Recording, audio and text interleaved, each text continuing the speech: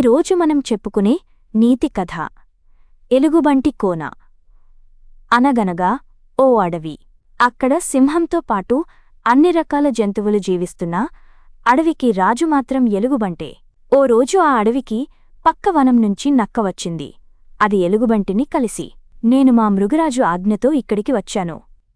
అన్ని అడవుల్లో సింహం మాత్రమే రాజు, కాని ఇక్కడ అందుకు భిన్నంగా మీరు ఉన్నారు.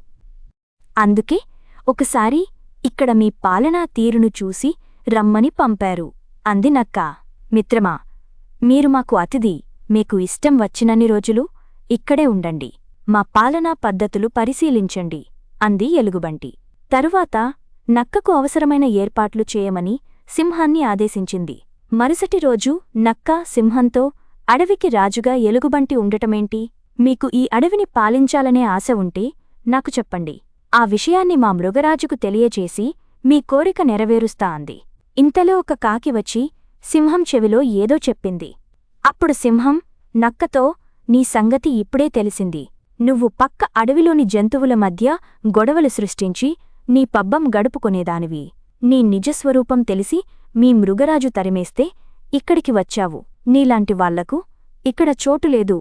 వెంటనే వెళ్ళిపో, లేదంటే నా పంజా రుచి చూడాల్సి వస్తుంది అని సింహం హెచ్చరించింది. మోసం ఎక్కువ కాలం దాగదని తెలుసుకున్న నక్క బతుకుజీవుడా అనుకుంటూ అక్కడినుంచి పారిపోయింది.